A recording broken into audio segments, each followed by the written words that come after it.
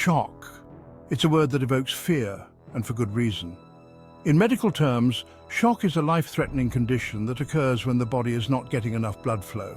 This lack of blood flow means your organs and tissues aren't getting the oxygen and nutrients they need to function properly. Imagine a large city during rush hour. Cars, buses and trucks all need to move smoothly to avoid a traffic jam. Our circulatory system works in a similar way. The heart acts as the engine, pumping blood through the blood vessels, which are like the roads and highways. Just like a traffic jam can bring a city to a standstill, shock disrupts this vital flow, jeopardizing the well-being of your entire body. Shock requires immediate medical attention. Understanding the different types of shock, their causes and symptoms, can help us act quickly and potentially save lives. Cardiogenic shock occurs when the heart is too weak to pump enough blood to meet the body's needs.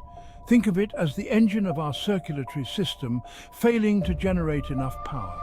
This can happen due to a heart attack, heart failure, or other heart conditions. Symptoms of cardiogenic shock include chest pain, shortness of breath, irregular heartbeat, weak pulse, and cold, clammy skin. Treatment for cardiogenic shock focuses on improving heart function. Medications, procedures to open blocked arteries, and even surgery may be necessary. Obstructive shock is like a traffic jam in our circulatory system. It occurs when there's a blockage in the blood flow outside of the heart itself, preventing blood from reaching vital organs. This blockage can be caused by pulmonary embolism, which is a blood clot in the lungs, tension pneumothorax, a collapsed lung, or cardiac tamponade, fluid buildup around the heart.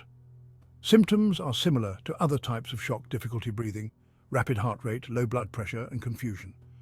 Treatment for obstructive shock involves removing the blockage.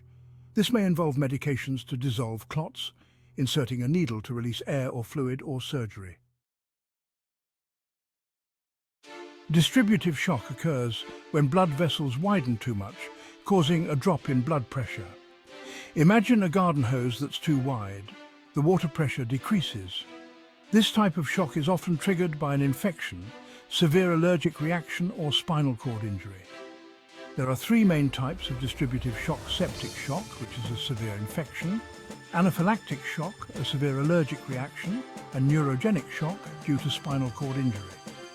Symptoms of distributive shock vary depending on the cause, but may include fever in septic shock, hives and swelling in anaphylactic shock, low blood pressure and rapid heart rate. Section 5. Types of distributive shock. Each type of distributive shock has unique characteristics.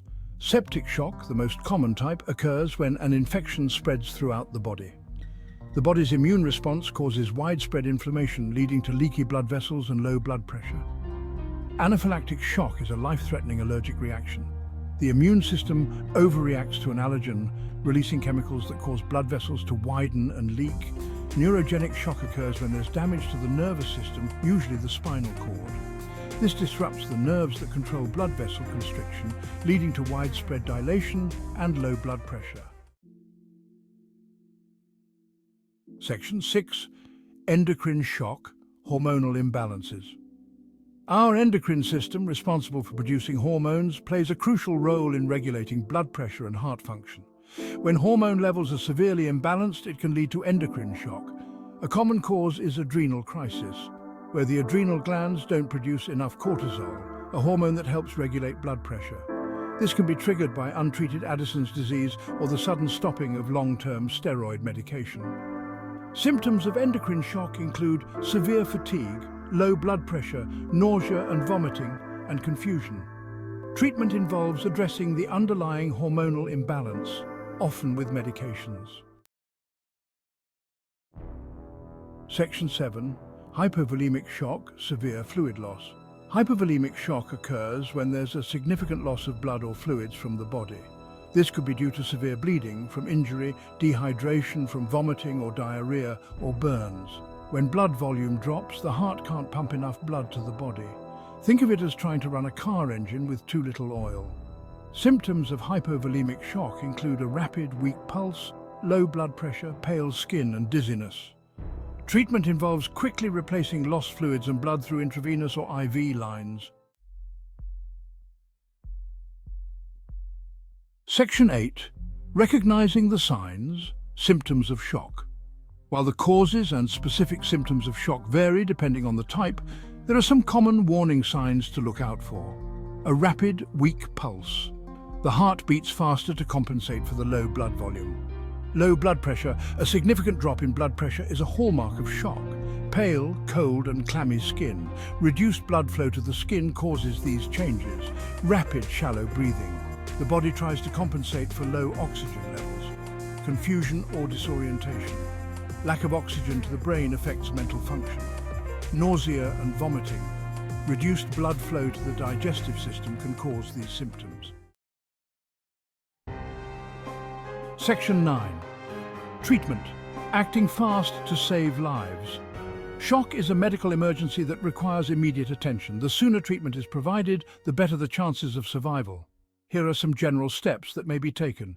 Call 911 or your local emergency number immediately. If the person is unconscious and not breathing, start CPR. Keep the person lying down and elevate their legs about 12 inches. Loosen any tight clothing. Keep the person warm, but do not overheat them. Do not give them anything to eat or drink.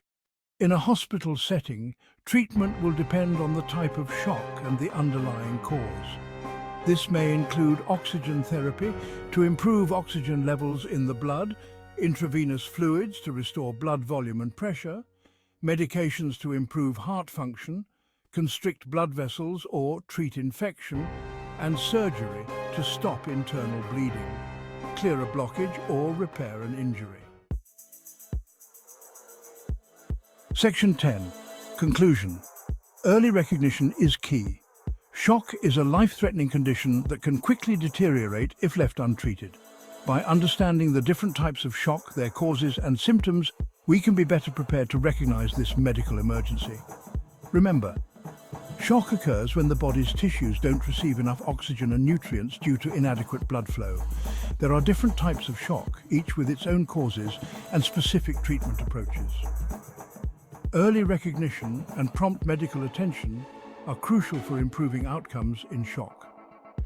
By being aware of the signs of shock and acting quickly, we can help increase the chances of survival and improve outcomes for those experiencing this critical condition.